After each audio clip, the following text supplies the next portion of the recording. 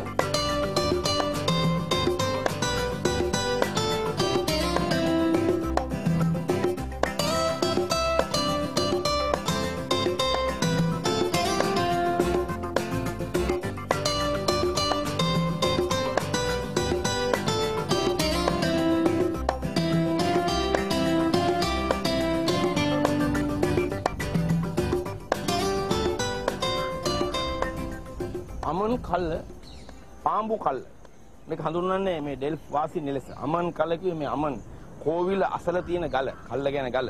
පාඹු කල්ල. පාඹු කියන්නේ නයා. නාගයේ වැනි පෙනුම ඇති ගල නාග ගල. නැත්නම් පාඹු කල්ල.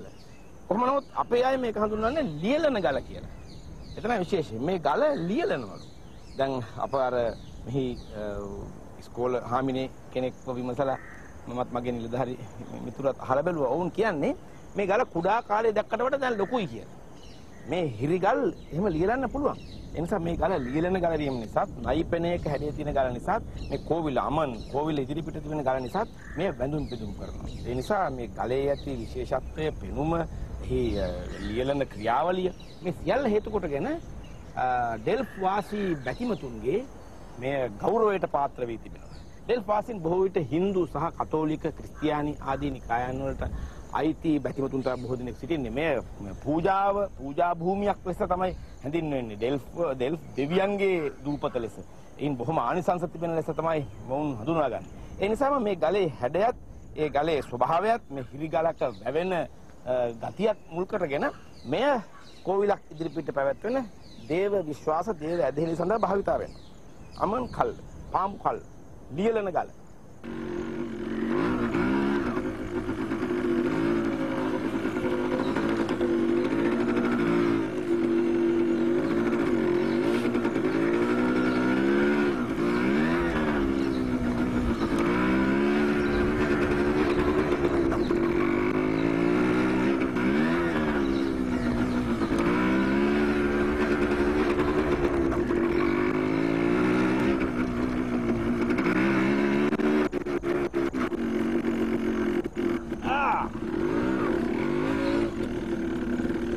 නුග ගසක්.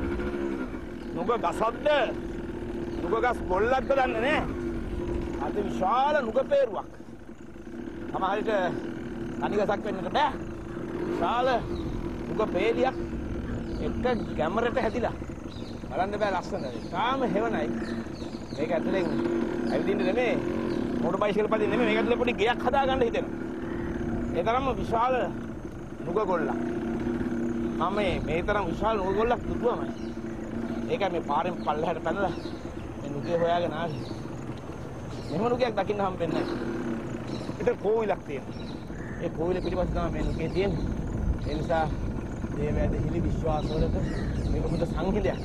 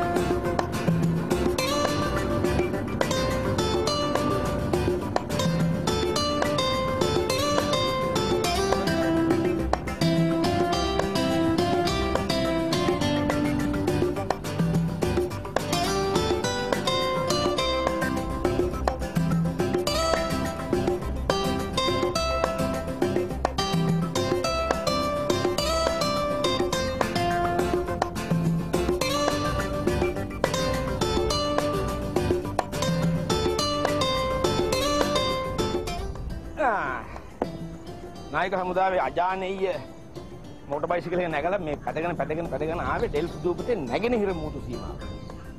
මේ ඩෙල්ෆ් කියලා කිව්වට මේක මේ ලන්දේසින් දාපු නමක් නේ. මේක නඩෙන්තිව්. අදත් මෙහි ද්‍රවිඩ ජනතාව මේ දූපත හඳුන්වන්නේ නඩෙන්තිව් කියලා. ලන්දේසින් තමයි මේක ඩෙල්ෆ් කියලා කිව්වේ. ඒ නිසා සිතියම් පොත්වල මේක ලියවෙන්නේ ඩෙල්ෆ් කියලා. මේ ඩෙල්ෆ් දූපතේ නැගෙනහිර සීමාවේ මේ තියෙන්නේ මේකට කියන්නේ ක්වීන්ස් ටවර් කියලා. ඒක ලයිට් හවුස් එකක්. හැබැයි ලයිට් නෑ. මෙතනට ඇතුළට ආවනම් මුලින්ම මෙතන තියෙන අපු සිදුරක්. මේ සිදුරෙන් උඩ බැලුවා නම් දැන් ඉතින් කොහොමද ඈත මුදේ තියෙන නැව් වලට සංඥානික උත්තලේ ලයිට් නැතුව ලයිට් හවුස් එකකින් කියන එක අපූර්වට පේනවා. මේක හරි අපූර්ව තාක්ෂණයක්. විදුලිය නැති කාලේ කොහොමද ලයිට් හවුස් එකක් පවත්වන්නේ? ලයිට් හවුස් එකකින් වෙන්නේ වෙරළා ඉන්නේ තියෙන විශාල කුළුණකින් ආලෝකයක් ඈත නැව් වලට පේන්නට විදාහරණය කරන ලයිට් හවුස් එකකින් කරන්නේ. මෙතනින් කරන්නේ දුමාරයක්. මේ දෙපසින්ම ආවරණය කරනවා. ආවරණය කරලා මේ මැද දරදමා දුම් ගහනවා. ඒ දුම් අර දැකපු හිල දිගේ උඩට ගියාම ඉතින් ඒ දුම පිට වෙනවා. අන්න ඒ දුමාරේ තමයි ඈත නැව් වලට පෙනෙන්නේ. අන්න ඒ සංඥාවෙන් තමයි මේක ලයිට් හවුස් එකක් ලෙස මේක ගොඩබිමක් ලෙස මේ අහවල් තැන කියන එක ඈත නැව් තේරුම් ගන්න. හරි අපූර්ව ලයිට් හවුස් එකක්.